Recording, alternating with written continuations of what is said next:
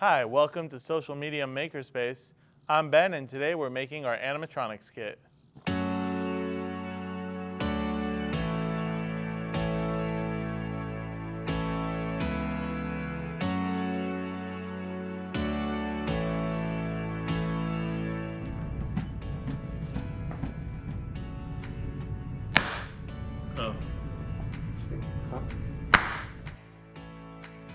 So the first step is to assemble the columns to the bottom. So I'm going to take my 4 columns, the smaller screws, and I'm going to screw these into the bottom of each column.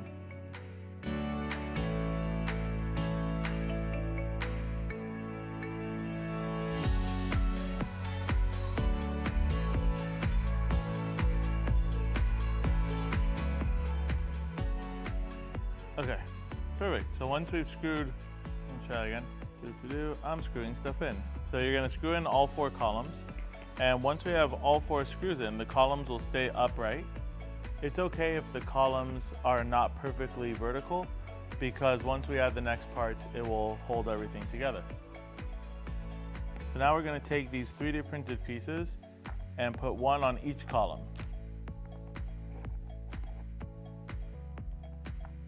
And these 3D printed sections support the column to hold it more perfectly vertical, as well as supporting the wood pieces in between.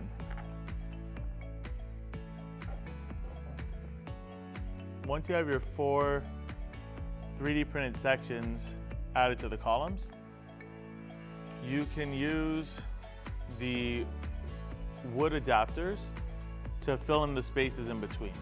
There are 2 wood adapters. So we have one which has a hole in it that perfectly fits the servo motors, and the other one is a blank slate. You could use this blank slate to either keep it flat and be able to decorate it, or you can use a blank slate to drill in new holes for things like LEDs or other motors. I know that I want my servo wires to go through the back, so for now I'm going to make this the back by putting an adapter with a hole on that side, and I'm going to fill in the rest of the holes, the rest of the spots, with this blank slate.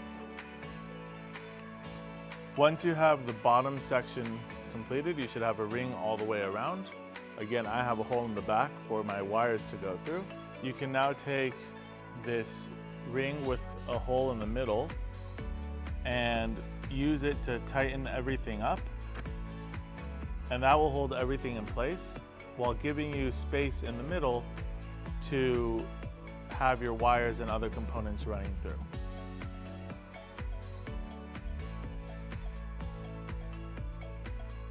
I know that my animatronic is going to have 2 legs opposite each other, but you might want to put your servo motors in different places. You also want to pay attention to the adapters. One side has a notch and the other side does not. When we put the servos into these adapters, the wire is going to fit through that notch. And so you want to make sure that you put the servo in so that the wire lines up with that notch. So I'm going to take the wire, put it through the adapter, and then the servo will go through and the wire goes in that notch. And you pop the servo through.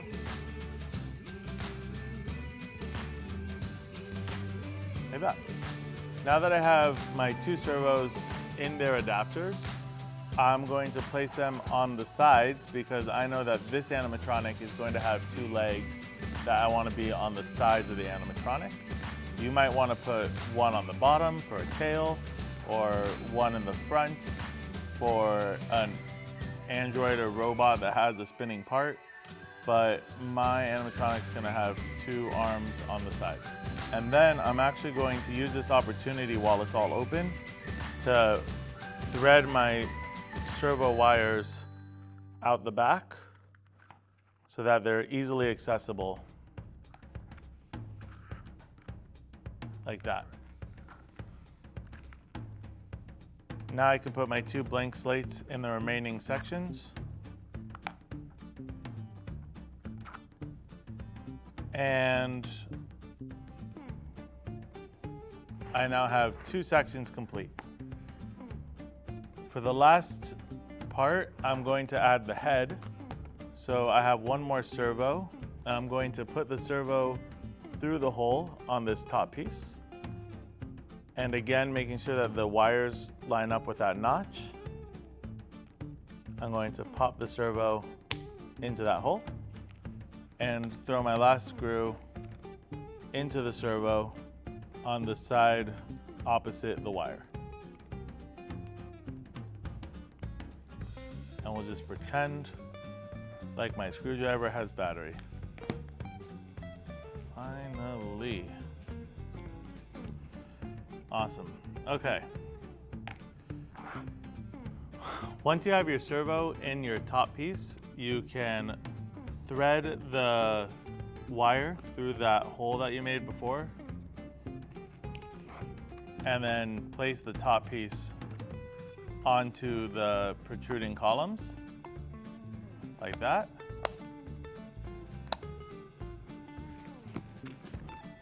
And then there will be 4 screws left over that you can use to secure everything together. And now we can deal with the head. Come to Social Medium. It's super fun. Now, on the bottom of the head, which is 2 parts so that you can get easy access inside, you're going to want to glue or screw a servo horn. So these little plastic pieces attached to the servos. And I just used hot glue to stick mine to the bottom of my head. You can use screws, whatever you prefer. Once you have all this done, the next step is to actually plug your servo into your controller. You can choose from Arduino, ESP32s, any sort of microcontroller, but in this case, we're going to use this 6-servo servo tester because it will let us have direct control of the servos without having to do any sort of programming.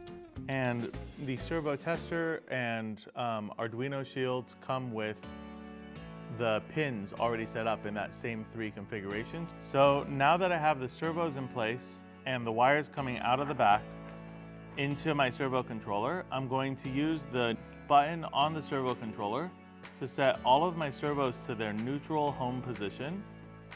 And that lets me put all of the servo horns in place in their home position, and I'll be able to move them 90 degrees in either direction from there.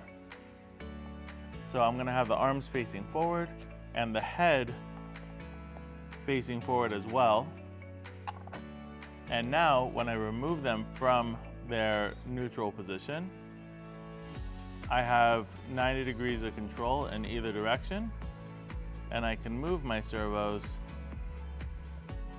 to animate my animatronic. What do you think we should name this guy? If you have an idea, leave a comment below. Thank you for joining me at Social Media Makerspace today. It was so much fun building this animatronic kit, and stay tuned for future videos where we're going to show you how to use figure finishing techniques to take this basic kit and turn it into anything from a cartoon creature to a sci-fi droid. Check out our website for more information and leave a comment below letting us know what you're making. I'm Ben and this is Social Media Makerspace. If you enjoyed this video and you want to make an animatronic of your own, come check out Social Media Makerspace in West Hills, California, where we have droid kits along with all the tools and materials you need to make your droid into whatever you can imagine.